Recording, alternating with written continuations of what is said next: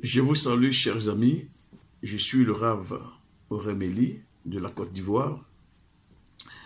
Je ne saurais rester indifférent à ce grand événement de Rosh Hashanah, cette fête des trompettes, qui est donc un appel prophétique, un appel divin, qui est donc un avertissement, qui est donc un avertissement solennel que le Seigneur donne à toute l'humanité. Mais bien avant, nous allons d'abord scruter les Écritures et chacun saura d'où est tirée cette fête et comment et combien de fois la fête étant divine, mais le monde l'a ignoré, expressement ignoré. Or, Dieu a inscrit cette fête. Elle fait partie des 7 fêtes de l'Éternel que le Seigneur a bien voulu donner à l'humanité comme étant un temps de bénédiction, comme étant des saisons de grâce. Mais malheureusement, l'humanité n'a pas voulu considérer la parole de l'Éternel, de Yeshua, de notre Maître. Et l'humanité s'est donné des fêtes qui sont différentes de celles que la Torah révèle, qui sont des fêtes non seulement prophétiques, mais messianiques, parce qu'elles ont un caractère sacré, elles ont un caractère prophétique, elles ont un caractère messianique. C'est pourquoi nous lisons ensemble dans le livre de Lévitique, au chapitre 23, à partir du verset 24, et nous allons donc prendre connaissance de ce dont il est question. Il a dit là que l'Éternel parla à Moïse et dit, parle aux enfants d'Israël et dit, le 7e mois, le 1er jour du mois, vous aurez un jour de repos.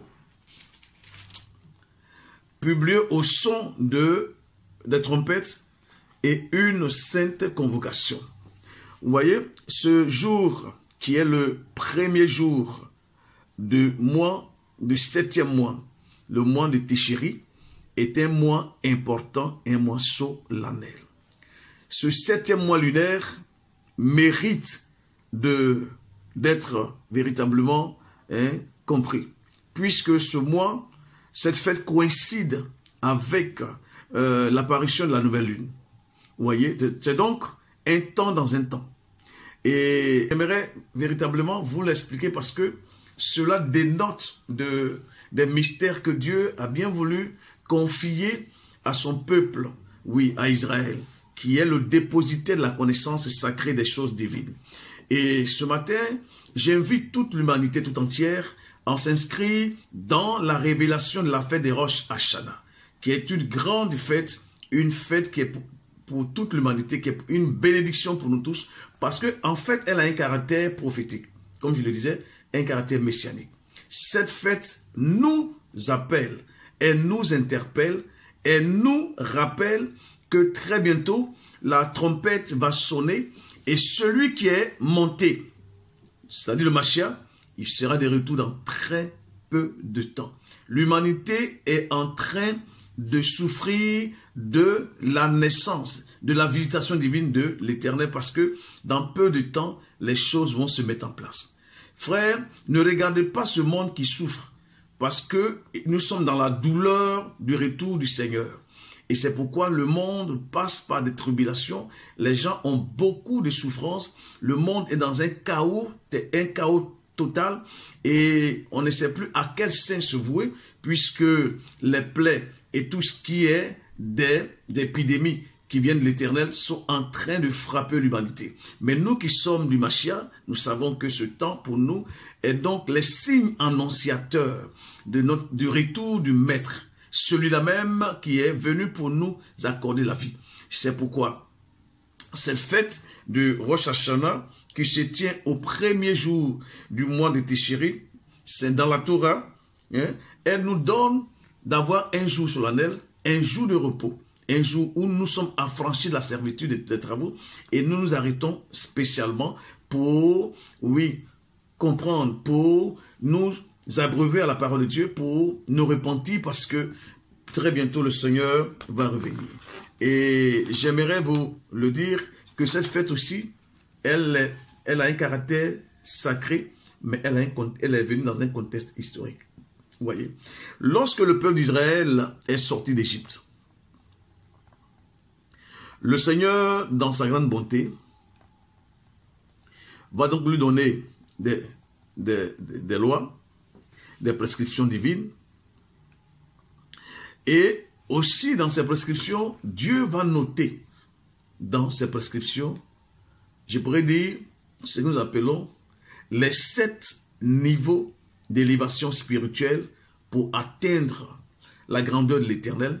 Ces 7 niveaux sont les 7 fêtes que le Seigneur va donner à l'humanité.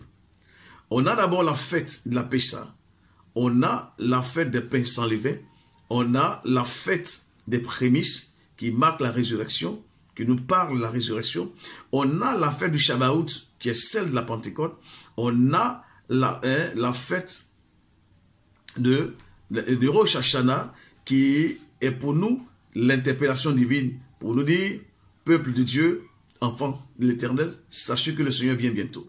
Et ensuite, on aura le Yom Kippour d'ici 10 jours, parce que le Yom Kippour est le jour du grand pardon. Et nous aurons aussi la fête de Sukkot. Après, on a la fête des tabernacles. Voici les 7 niveaux d'élévation annuels que Dieu nous donne pour que ses enfants, ses adorateurs, puissent entrer dans le plan divin qu'il a établi pour l'humanité. Et nous qui sommes affranchis, nous qui sommes dans la connaissance de la Torah, nous avons donc ces 7 niveaux, ces 7 clés qui nous permettent d'ouvrir la connaissance des choses et de nous approcher des choses célestes et de comprendre le fonctionnement, le cycle de création.